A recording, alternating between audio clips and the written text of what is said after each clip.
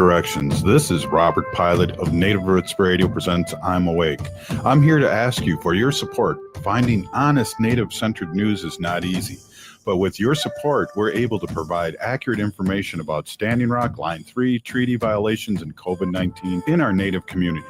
Please visit Native Roots Radio Network on Patreon and donate if you can. That's Native Roots Radio Network on Patreon. Pinigigi, and thank you for your support. Minnesota has the only original wolf population in the continental United States. And 80% of Minnesotans believe the wolf should be protected. Howling for Wolves is asking Minnesotans to respect our true wildlife manager, the wolf. Their survival is critical to our ecosystems, our communities, and even our economy. As highly intelligent animals with strong social bonds, Minnesota wolves deserve to be protected and admired. Learn more at howlingforwolves.org. Let's live and let howl. Howl! The city of Minneapolis is now on Native Roots Radio with Minneapolis AIR. AIR stands for American Indian Relations. Guest host Christine McDonald talks to people about important things affecting the city's Native communities. Minneapolis AIR dives into topics like public safety, public health, elections, and so much more. Tune in to Minneapolis AIR on Native Roots Radio from 5 to 6 p.m. on the second Wednesday of every month, right here on AM 950. Hey, it's Patrick. Your friends and family may be gone now, but the messes that were left behind on your carpets, rugs, upholstery, and more remain. That's why you need to call My Cleaning Heroes at Zero Res and get 2024 out of your house for good. That's why to start the new year, Zero Res is offering 24% off all cleaning services for the month of January. That's 24% off carpet, tiles, rugs, upholstery, any surface in your home, and don't forget about your air ducts. Call Zero Res right now at 952-ZERO-RES or visit ZeroResMinnesota.com and ask for the AM 950 special. But Zero Res isn't just good for cleaning up the post-holiday messes at home. They can make your business look great too. Zero Res was out at the station this fall, and we couldn't have been happier with their quality of work and their professionalism, and the station looks great. So don't wait. Book your home cleaning today. Call 952-ZERO-RES or go to ZeroResMinnesota.com and ask for the AM 950 special. Zero Res. With your AM 950 weather, I'm Brett Johnson. Look for clear skies tonight with a low around 29, Thursday sunny with a high near 47, and Friday sunny with a high around 36. Catch Caleb Heron at the Fillmore in Minneapolis on March 9th. One of America's top gay comedians, Caleb brings his So True tour to town with sharp humor and big laughs. Plus, he's joined by special guests. Tickets on sale now at Ticketmaster.com for Caleb Heron live at the Fillmore March 9th. That's Ticketmaster.com. Portions of Native Roots Radio may be pre-recorded. It's a good day to be Indigenous. Get up, stand up. They are going to become more brutal. Couldn't cut, hitting cut again. Because all the hippies were trying to be Indians anyway. They're going to become more repressive because it's a matter of dollars and their illusionary concepts of power. Hey, Victor. We must live in balance with the earth. And also with recent happenings at Wounded Knee. I am awake. Welcome to Native Roots Radio presents I'm Awake, and I'm your host, Wakanja Hade. Hey, Kadagi to all my friends and relatives in four directions. You are listening to Native Roots Radio presents I'm Awake, and I'm your host, Robert Pilot. We discuss local, national, Native news and events, and as you know, Chujunk, Native issues are human issues, and human issues are Native issues. Yes, you are right, Jaga. This segment of Native Roots Radio is presented in partnership with Little Moments Count. Little Moments Count is a statewide collaborative focused on helping parents and caregivers learn about the importance of brain development in the first 3 years of life. As always, you can visit littlemomentscount.org for more info. Right on, and we're so excited to partner with Little Moments Count for another year here on Native Roots Radio, where we host a monthly conversation with guests focused on early childhood development in our Native communities. And Haley, today we have one of our fan favorites on. Yes, we do. Barb Fabre is back, and Barb is the CEO of All Nations Rise and Indigenous Visioning. And Barb was on last time in November, I think. So Barb, thank you, Pinigigi, for coming back on Native Roots Radio. How have you been? Bonjour. I've been great. Been listening to your awesome shows since I've been on last. I always learn something. Yes, us too, and it's great to have you on again. And lot of moving parts here in Indian country these last 48 hours, and really since the last couple of weeks. It's red alert in a lot of ways. I know for our nation, we're talking about a lot of things right away and beforehand, but how does Trump's new DEI policies affect early childhood education? Well, I think we just took 3 steps back, to tell you the truth. Um, but I think that, regardless of the new administration's policies, there's a lot that teachers can continue to do, is to expose our children to diversity and include them, not narrowing policies so that, children from all backgrounds and incomes are allowed into programs. And, it's been, we just got here, it seems like, and then all of a sudden we're going backwards. But again, we can't do too much about policies other than keep voicing our concern with our legislators and continue to allow children in our classrooms to thrive. Yeah, we're grateful too. There was an election. Now the Senate has a one vote advantage in the Democrats here in Minnesota. That just came out yesterday or early today. So they replaced the head that passed away. So now we're again at 51 to 50. So that's good here in Minnesota. But nationally, we we need to really keep vigilant on what's going on in the policy, and can't really fall asleep behind the wheel. How do they foresee these changes impacting early childhood? Especially education. It's something that really is, like you mentioned, we really have to stay vigilant. And in your view, how does exposure to diverse and inclusive environments in early childhood education help shape children in their identities and sense of belonging? Well, not only does creating greater multicultural awareness and inclusion helps our students, with their own identity, and it prepares them for a life, a global view. Um, when they leave school or enter into K-12, there's going to be children from all backgrounds. And typically children see that, in the rural areas, we don't see as much other diversity. But when our children go into K-12 and college and go to work, in the workforce, they're going to be working alongside people from all backgrounds. We want them to be prepared, and how to be respectful and how to be respected if you're a person of color. And, DEI to me is something we should all be instilling, in our own children, in our own classrooms. And it's just something that's helping children. Children who grow up with a very narrow view of the world have a really hard time in adulthood and dealing with diversity. And so I think every teacher, every preschool teacher, childcare provider knows that. And so they work really hard to ensure that all children in the classroom, are respected. They understand and respect each other. And it's just human. It's called humanity, for the world.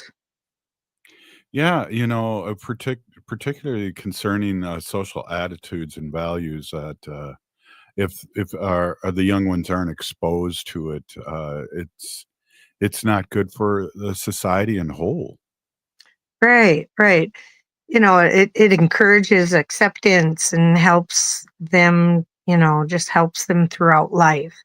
And, if you don't teach that, they're going to just imagine, your child or your grandchild, being very exclusive and, a very narrow tunnel of view of the world, and all of a sudden they find themselves out into the world. So, and they're going to have a very challenging time. So, just about, before DEI really came a thing in the last, few years, that we all, applauded that it was finally recognized as a thing. And, but all childcare teachers and, childcare, Head Start, they include cultural awareness into their classroom. So, it's not something new for us, but we were happy to see that DEI really does, it advocates for children who may be coming from, a different background, different social status or whatever, economic status. And so I don't know, it's just, it's something that we've always done. So I hopefully don't see a whole lot changing in early childhood.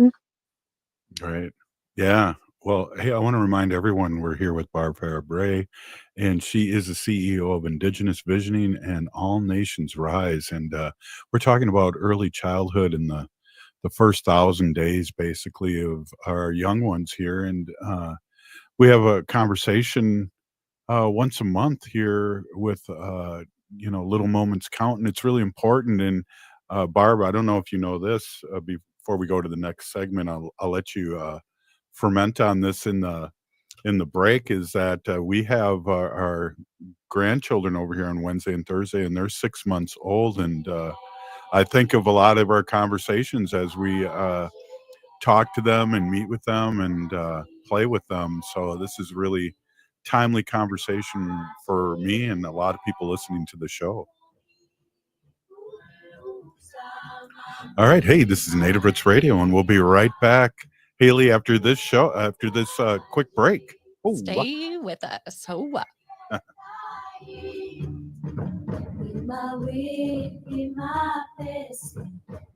I heard sex trafficking happens a lot in Indian country. What is that? Here are some of the real reasons why sex trafficking happens in Indian country. Unequal gender roles that were forced on us by colonization. Communities don't have enough resources. Silence around domestic and sexual violence. Lack of attention and justice for missing and murdered Indigenous people. There's a lot of behavior that keeps our communities out of balance. These are just a few true reasons why Native communities are targeted by traffickers. When these acts of violence happen in our communities, it opens us all up for exploitation. Sponsored by the Minnesota Indian Women's Sexual Assault Coalition. Your heart beats for generations. Take care of it. There's a lot that we can do to take care of ourselves. And so I think it's important to take the smaller steps and break it down into more manageable pieces, because the little steps leads to big changes. Every beat of your heart tells a story of love, resilience, and hope. For Indigenous women, taking care of your heart means creating more moments with the ones you cherish. Let's protect that story. Learn more at hennepin.us/heart-beats. The city of Minneapolis is now on Native Roots Radio with Minneapolis AIR. AIR stands for American Indian Relations. Guest host Christine McDonald talks to people about important things affecting the city's Native communities. Minneapolis AIR dives into topics like public safety, public health, elections, and so much more. Tune in to Minneapolis AIR on Native Roots Radio from 5 to 6 p.m. on the second Wednesday of every month, right here on AM 950. Support comes from the Walker Arts Center. Winter evenings may be dark, but the skies shine with stars. Join the Walker this February for pop-up planetarium experiences. First Nations astronomer Wilfred Buck Cree will lead a guided experience focused on Indigenous star lore and celestial traditions on February 13th. Gallery admission is free every Thursday night and free every day for members and citizens of tribal nations. Learn more at walkerart.org. That's walkerart.org. Oh, this is Dallas Goldtooth, and you're listening to the Native Roots Radio. Hoka, hicha, wecha. Welcome back to Native Roots Radio presents I'm Awake, and this is Robert Pilot. This segment of Native Roots Radio is presented in partnership with Little Moments Count. Nearly 80% of brain growth happens in the first 1,000 days, and small moments of interaction like talking, playing, reading, and singing help create the pathways that build a child's brain during these early stages of life. For more information, you can visit littlemomentscount.org. Hey, we're here with Barb, CEO of Indigenous Visioning and All Nations Rise, and she's an enrolled member of White Earth Ojibwe Nation in the northwest corner of Minnesota. And we're talking a little bit about how Trump's new DEI policies affect early childhood education. And one of the questions I have is, how might the absence of accommodations for disabilities under the new policies impact educators and students in early childhood settings? Yeah, great question. And just before we broke, you talked about your grandchildren, and they're just beautiful. I see pictures of them, and I'm expecting my sixth one, or we are expecting our sixth one in a couple of weeks. So we're super excited about that. Back to your question. Exposure to children, diversity is just going to help our children. I mean,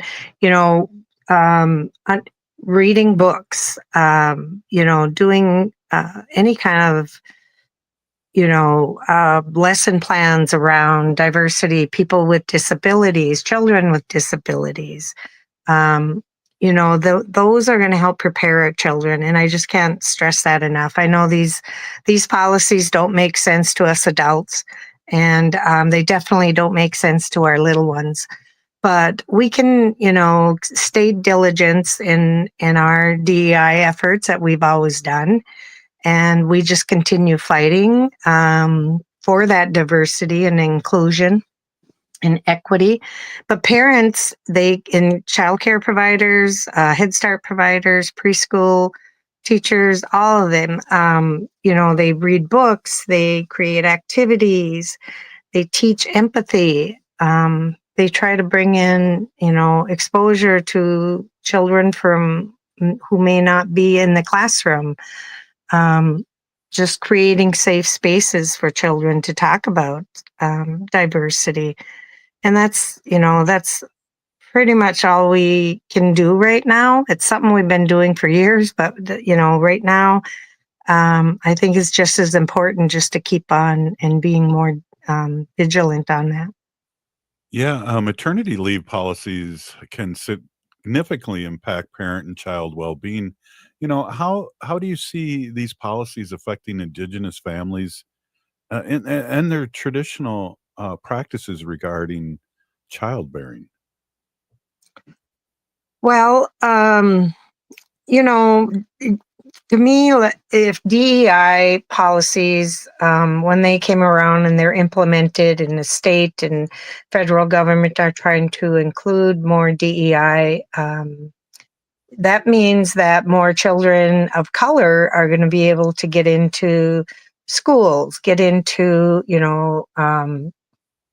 special schools or special programs or whatever it be, and they get the scholarships. Because we're so underrepresented in those fields that, again, this just brought us 3 steps back. But we just, need to stay on course. And many of the teachers, in my experience, they, use respectful language when they're talking about policies and administration and the president and things like that. But, you absolutely have to also talk about some of the not so nice stuff that the president and policies do when age appropriate, of course. And I don't feel that we should be sugarcoating anything that comes out of this administration. I think people need to understand what the impact of taking away DEI in our systems means for people and underrepresented children and programs. So we just, I can't stress enough to make sure and prioritize DEI in lesson plans, celebrate diversity within your home, within the classroom, with our early childhood programming, and, recognize contributions that, indigenous peoples have made to society and health and all of that. Exactly, and we have a lieutenant governor that's Yes. Indigenous. We have state senators and representatives, school teachers, lawyers, and we need to accentuate those to our little ones that know that they can be whatever they want to be. Absolutely. And much like little moments count, the brain development is so important for, 0 to 5 that, those are the perfect years to expose our children to diversity and empathy and people with, that are different from us. And it'll last with them for the rest of their life, as long as they aren't taught something different, because children aren't born seeing colors of people. They aren't. They're taught that. They're taught racism and bigotry and all of that. So, they're fresh brains, they're brand new brains, and that 0 to 5 is so critical. So, along with brain development, we have to make sure that diversity awareness is in there. Yeah, and it's important for the parents and caregivers, that are first thousand days. It's to see and to hear and to talk to them correctly in a good way, in a compassionate way about our differences, but also that we all put our pants on or diapers, depending on how old you are. And I guess I'm going to get close to wearing diapers again here in a few years, but to not look down on them and join the circle and with all the people. And we've worked so hard to get where we are, dealing with the boarding school era and what that did to us in generations. And here we are trying to get our language back and our culture back, with our kiddos. And, then you have administration that takes away some of that equity that we've built up all this time. But we can't let it get us down. We are fortunate to be in Minnesota with our governor and lieutenant governor. And, that gives me a sense of safety, that they're going to continue to make Minnesota a very diverse and welcoming state. Mm-hmm. Yeah, and definitely. And, us talking about it with you and Little Moments Count and all our guests that come on, and to stay awake and, and not be intimidated by this. And we know in 2 years, it could be a total different landscape with the Senate and the House. And he could end up being a lame duck and things. Well, I mean, the last time too, the only real law that he passed through Congress was a tax break for the billionaires. And so hopefully we sue him and keep him on his toes and fight back and talk about important things like early childhood development and not get derailed by all this this BS that's coming down. So, judges are stopping things, attorney generals are stopping things, and we just gotta stay vigilant as adults for our young ones. Absolutely. You're 100% right. And, as long as we are doing our part as parents and grandparents, and, we support our early childhood professionals to do the same, our kids will hopefully turn out just fine. And, as long as we teach it at home, and we just hope that in K-12 they continue to try to do things as well. I don't know how much DEI is going to go into the K-12 system and what that means for them. There's a lot of unknowns with this administration, and just 2 weeks into it, we're seeing some pretty shocking stuff. So, yeah, absolutely. We're winding up here with our monthly segment with Little Moments Counting. We're here with Barb Fabre. And Barb, how can people get a hold of you? Haley and I always talk about those Indigenous boxes and how you guys. yeah. So let our listeners out there know how we can get a hold of you, and if there's a Facebook or a website, they can see the great work that your organization does. Sure.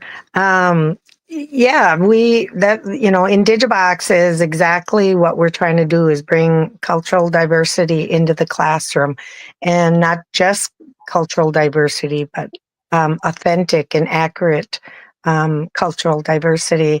And you can find me at www.indigenousvisioning.com for Indigibox. And we also have a lot of fabulous programming on our All Nations Rise website if you're interested in Indigenous parent leadership or the Indigenous FFN statewide network. Thanks a lot for coming on, Barb, and congratulations on another grandchild coming up.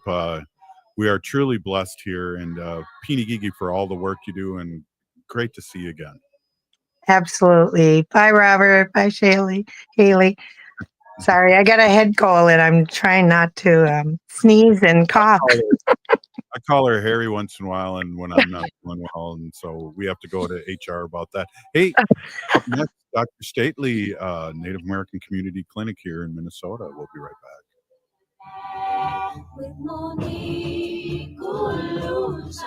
The city of Minneapolis is now on Native Roots Radio with Minneapolis AIR. AIR stands for American Indian Relations. Guest host Christine McDonald talks to people about important things affecting the city's Native communities. Minneapolis AIR dives into topics like public safety, public health, elections, and so much more. Tune in to Minneapolis AIR on Native Roots Radio from 5 to 6 p.m. on the second Wednesday of every month, right here on AM 950. Your heart beats for generations. Your heart is so many things. It beats all the time, and it works very hard to keep you moving through your day, keeping your thoughts clear. It's the most important organ in your body. Every beat of your heart tells a story of love, resilience, and hope. Taking care of your heart means creating more moments with the ones you cherish. Learn more at hennepin.us/heart-beats. That's hennepin.us/heart-beats. If you own a holistic or metaphysical business and are looking to expand, then you need to be listed on metamorphosisconnections.com. It's a network where you can grow with like-minded practitioners and reach new clients. Metamorphosisconnections.com is an online directory you need to list yourself and your business. Our platform makes it easy for you to create listings of your products and services, and you can also choose to list your classes, events, and so much more. Metamorphosisconnections.com helps you create weekly and monthly promotional ads targeted towards your potential clients and promotes them for you via social media and newsletter. There are clients searching for your specialty right now. Let us help them find you. Start your listing today so you can share your own unique gifts and talents by finding the level of membership that best fits your needs. Let us help you reach your clients that are searching for what you do. Visit metamorphosisconnections.com and sign up today. AM 950 KTN up, St. Louis Park, Minneapolis, St. Paul. Minnesotans are hardy. We don't let snow or ice get in our way. We have places to go, so making sure your vehicle is in prime shape for winter driving is so important. Take your vehicle to Rudy Luther Toyota for all your service needs. I was just there. I got my oil and filters replaced, and they did a complete safety check to make sure my vehicle can tackle winter. And they service all makes and models of vehicles. Head to rudyluthertoyota.com and use their super easy Toyota service schedule to set up your service appointment today. Rudy Luther Toyota on the southeast corner of 394 and 169 in Golden Valley.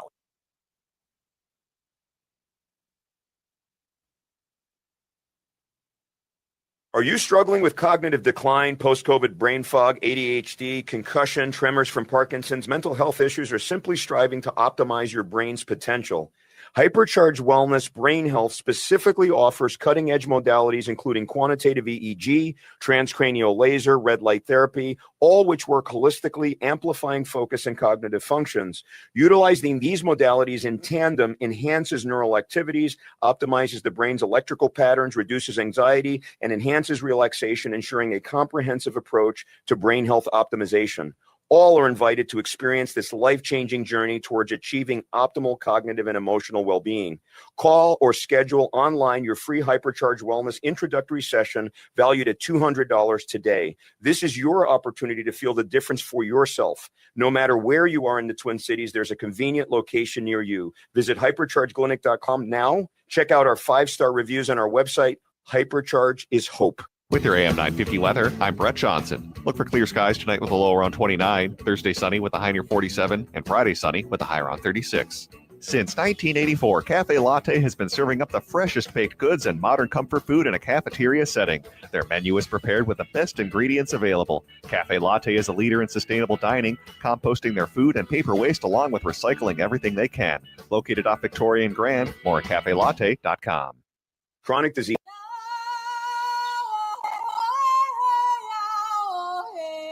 This is Leonard Peltier. I am in Coleman 1 U.S. Penitentiary, and I'm listening to Native Roots Radio. And we're back to Native Roots Radio presents I'm Awake, and this is Robert Pilot. This portion of the show is supported by Native American Community Clinic on Franklin Avenue in Minneapolis, honoring health and tradition. Hey, we have our friend Dr. Stately, President and Executive Officer of Native American Community Clinic here in the Twin Cities, Minneapolis, and it's great to see you, and it's almost comforting to see you too, because there's so many things going on that we need to talk about, and we have been talking about here on Native Roots Radio. And yesterday was earth-shattering for my nation and my government job, and to see what was happening and how quickly things could go awry for our funding. Welcome, Dr. Stately, and good to see you. Bonjour. Thank you for the invitation. I appreciate it. Happy to be here. Yeah, great to see you. Was thinking about you too, and how does this federal funding ban affect community health and centers like Native American Community Clinic? Oh, it'll have a big, huge impact. I mean, it's quite demonstrably, it's an equivalent to a torpedo, right? To the most critically needed communities across the nation, right? So not just our native nations, but any of the communities and any of the folks that sort of really rely heavily on the commitments and the that the government has made to sort of support their health and their well-being. For us as Native people, of course, that commitment is embedded in centuries-long treaty obligations that they have made with nations to take care of us, and to in the exchange for ceded land, or in some cases unceded land, they made commitments to continue to support Indigenous communities, Native communities. Part of that is this federal obligation that that includes healthcare, education, a number of things. How it ends up impacting my community or my clinic specifically that serves the South Minneapolis Native community. It has huge impact. It's going to have huge impact. I mean, first of all, it was chaotic, right? We were oddly enough, it's this memo. There's been like 2 or 3 memos that have been circulated. It wasn't really helpful, I think, to get the tweet that the press secretary, his new press secretary, her name is Caroline Levitt, saying like, the the federal funding ban is still in place. We're just pulling the memo. A strategy I think that they provided to seemingly. I mean, it's for me. It's kind of like I'm like, well, who is? They have lawyers over there helping them. This idea that we're just going to rescind the memo, and somehow the order will still stand. It's like, well, or maybe the federal judge will just kind of like say, oh, they rescinded the memo, so let's just ditch the case. I don't know what their thought processes are, but it's like this is the equivalent to like being part of a member of a really chaotic family where there's the left hand doesn't talk to the right hand speaks without thinking. There's just really a tremendous amount of challenges across. And NAC isn't the only healthcare center impacted by this. There's 17,000 or so community health centers across the nation that serve their communities and provide critically important primary care and other health services to people living in their communities from cradle to grave. And it's very upsetting and just disturbing to me. He didn't waste a lot of time, which the other part of it for me is I've had some time to think about it this week because I haven't actually been going to the office. I've been sick since Tuesday, the day after we buried my grandmother. But the thing is that it's obvious, and what's really interesting and what's very obvious is that once again, this president, when he wasn't before he was voted in, walked back certain things. He did talk about how he was not. He didn't know a whole lot about the Project 2025. He didn't know about these things. He was, disavowing himself. And yet, like the first week, it's literally the first week he's in office, he's starting to enact all those things that they talked about in Project 2025. He's starting to do all of those things. So, it's just like frustrating to be, under the rule of law of somebody.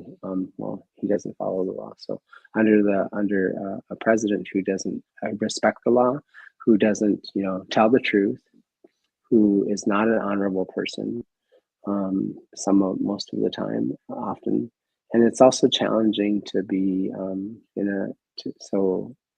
to be in the space where you just don't, like, it's chaos. It's like what he thrives on is chaos. He creates chaos, confusion, and he thrives on that.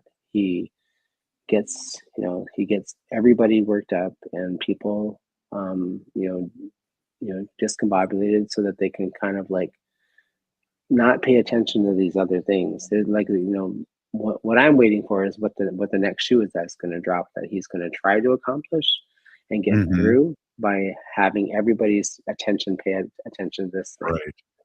So that's what he's a distractor. I think he thinks of himself as a disruptor. I think the people that voted him in think of him as a disruptor, always a disruptor, and like that's a good thing, and that's what we need to do. We need to shake things up. Well, there's a difference between shaking things up and being disruptor, challenging policies and practices and a few other things that with precision that create problems in our society, but to just like drop an atomic bomb and walk away and say like, okay, on to the next thing. That's disingenuous, and it is actually quite irresponsible. And yeah, did you hear our governor? What our governor said yesterday? That basically they don't know what the heck they're doing there. You can see that and tell by what they're doing because nobody has the answers when they're asked any questions directly. It's like his first administration all over again, right? And it's anyway. I haven't really shared this a whole lot, but I was sworn in to presidential advisory for council a couple days before he took office, and when I submitted my materials, I assumed I was going to be serving a different president, and so I have to make some decisions about whether or not I'm going to stay on the council. Maybe he'll make the decision for me. Maybe he'll see that I'm a Democrat. Maybe he'll see that I'm outspoken, that I challenge him, and I say things I speak the truth, and he'll just take me off the council, which will be fine with me as well. But Well, it's interesting that with the Republicans pretending that they don't know what's going on, or he's not going to live forever. He's 79 or 78, and he's not in good health, and they're going to leave when he passes on. These people are going to be left with all this mess too on the Republican side. So it's amazing what's happening, and yeah. Go ahead. No, I mean, I don't know. I mean, I think it's it's not in my value system to wish that somebody would die. It's not part of my value system. But I will tell you that I'm not really going to miss him a whole lot. And I think the other thing is that that's the thing is. But this is, I think, what is important is that is that I think what he counts on, so like you can see like the Democratic Party when the first few weeks of his leading up to this, and even like in the last week of him sort of being in office, and even as they started to start the hearings for some of the people that were going to be in the administration, just somewhat of I wouldn't call it I was like, where the hell's Nancy Pelosi? She'd be like, all over this. But I was just like, we have some work to do in the Democratic Party for sure. The Democrats do. We have some work to do across our nation on a number of things. I think there's a good number of people who are Republicans, who are registered Republicans, who may have voted for him. I think I read a lot of the information about like his victory, and because I was perplexed as well as most people. But I think one of the things that is challenging and problematic to me is like how many young African American men specifically, how many young people voted for him. I know I know handfuls of people who are Indigenous who voted for him. Some people I know personally, and maybe even a couple of relatives. I mean, I remember the first administration, I had a big fight with an uncle about him, a discussion, which ended in us not following each other on Facebook anymore, and such.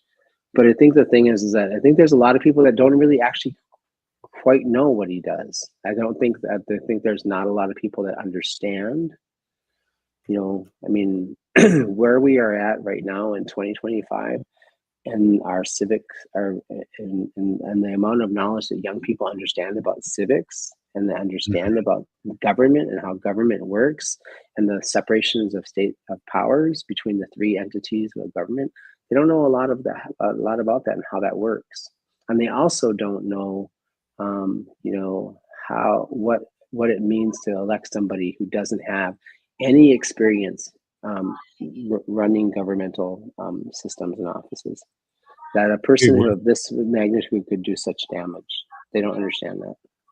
Hey, we're here with Dr. Stately, President and Executive Officer at Native American Community Clinic, and we're talking about a few things. And one of the things before we take a break here is that we are now paying for all those years of football coaches teaching humanities and social studies. We'll be right back after Native Roots Radio.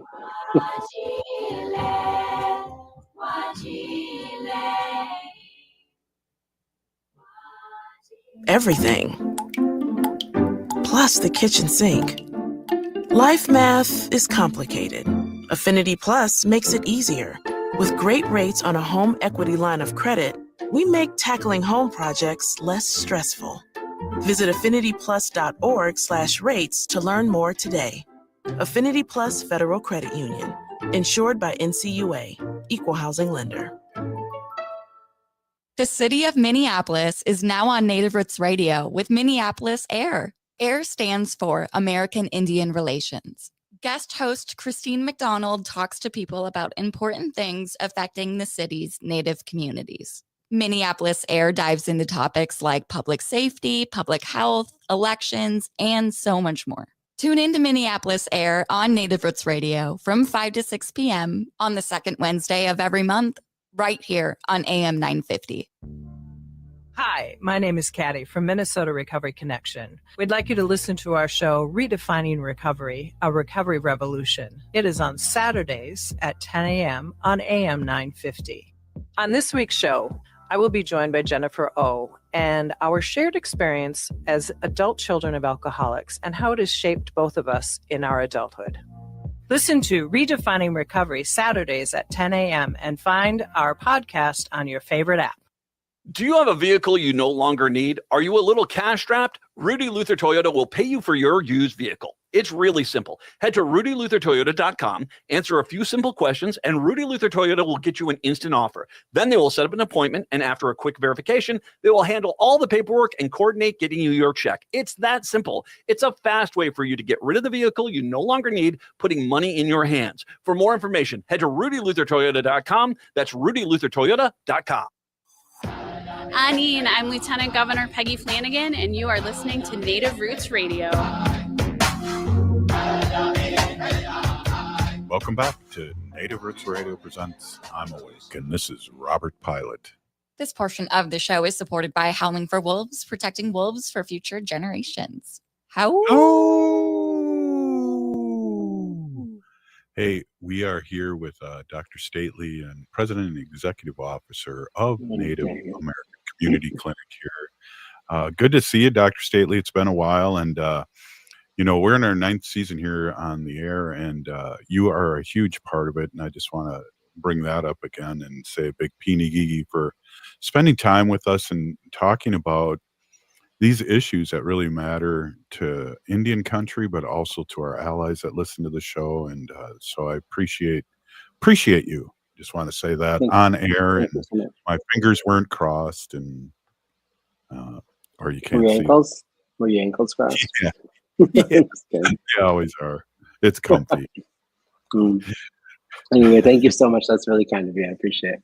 I'm generous. I was going to also say before we left that I think one of the things that's funny, I mentioned this. So we're in the, he talks about how he's going to, make food affordable for you. He's going to take care of the everyday. He's going to take care of and address the everyday needs of everyday Americans and make sure that they get the things that they need, right? Food, housing. The price of gas is going to be more, actually the price of gas is fine now, but, food, eggs, good Lord, bring the cost of eggs down. I don't know what you need to do, import some from Mars or something, but, the price of eggs is killing me. But also things he was going to, and then he talks about, with precision, he's going to take care of the waste that happens in the federal government and those kinds of things, right? And I found it ironic that he sort of kind of states this platform, and then he does all of the things that actually are the opposite of what he said he was going to do, which is I don't know how many people he understands. So not just the federal workers that he talked about getting rid of, but also by freezing federal dollars. Do you have any idea how many hundreds of millions, literally hundreds of millions of people rely on federal funding for their jobs to pay their mortgages and to pay their, and to feed their children and to feed, and to, be civically engaged, right? And then the other part of that is that, right on yesterday, we were in the middle of our operational site visit that we have to do every 3 years through our funded project. The NAC is the designated FQHC, federally qualified healthcare center, through a HRSA grant, Health Resources and Services Administration grant. So we are required to do an operational site visit and have somebody come and look through all of our stuff and meet with us and examine us closely and make sure that we're meeting compliance as it's articulated in the Federal Register, the federal guidance around community health centers, right? So in the middle of that process, we finish our first day. We're about to embark on this. Now this takes us weeks, several weeks, maybe months to prepare for and to get ready for. on top of all the other work we have to do in running our clinic, right? And so he releases that thing, and at the end of the day, we're getting prepared for the next day. And what do? We get a phone call from the person who's the lead reviewer. We're on our way back to Washington tomorrow, or back to our homes. We're being called back. All reviews and all these other things have been canceled by the federal government due to this order. Wow. So it's like, it was like we were all perplexed. We're like, okay, well, we get like not sending more people out later. We get, it's like, but to just be so wantonly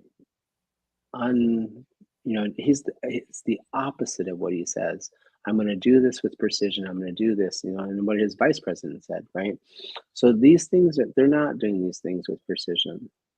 Right. They're doing, they're causing chaos and a lot of confusion. They're causing a lot of worry and concern, tremendous stress in communities, and I think that he doesn't have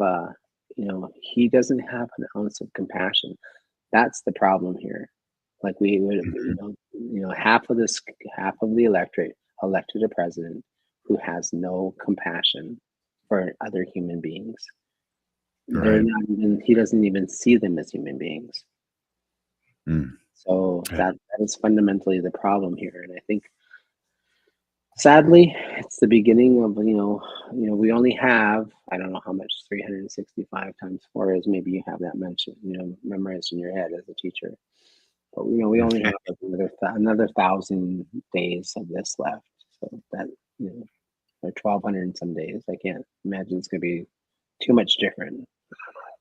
Well, hopefully it's only 600, because the Democrats could win the House and Senate again in 2 years, and then he'll be a lame duck. And that's what we're hoping for right now, is to keep him busy and keep suing him and keep not passing his bills. The only bill he passed this first time around was giving the billionaires a tax break, and that was the only bill that he passed. Didn't do anything. I think the thing is like, so if the worst thing that we can call him is a lame duck president, I have a few more choice words for him than that. But I'm happy to call him a lame duck. Right. Well, you can't do that until we get on a serious radio. Then we can have a real discussion when we're on Sirius. We can like Sirius, the platform, you mean, or you don't think this is a serious conversation? Hey, now, don't analyze my jokes, darn it. That's anyway, the thing is, so I think I'm gonna be doing a press conference here on Friday and talk a little bit with some folks about the impact that this will have on NAC specifically in the South Minneapolis community. And it's gonna, the impact that it will have on NAC in South Minneapolis, which is, by the way, the poorest place with the least resources in Minneapolis, in the county of Hennepin, right? There is no other place really where Native people die at a more rapid rate from opiate overdoses than Minneapolis. NAC has partnered with researchers to do to look at county level reports on death related to opioid overdoses, and found that rate is the highest in South Minneapolis. And we have some of the highest rates of houselessness in South Minneapolis. So but our community mirrors so many other communities all across the nation, right? The community that my clinic serves is similar to the community that in Seattle. I know I went there. It's similar to the communities in Los Angeles and other. They're similar in lots of ways in terms of the things we're challenged by. In different ways, we're challenged by them, but we're still challenged by the issue, right? Which is mental health, substance use, opiate overdoses, drug trafficking, human trafficking. All these things that make it very, very difficult for us to maintain health and well-being, right? Those things are going to be impacted by this, because the federal dollars that have been allocated and pledged to solve those problems are now being under attack, right? Yep. So,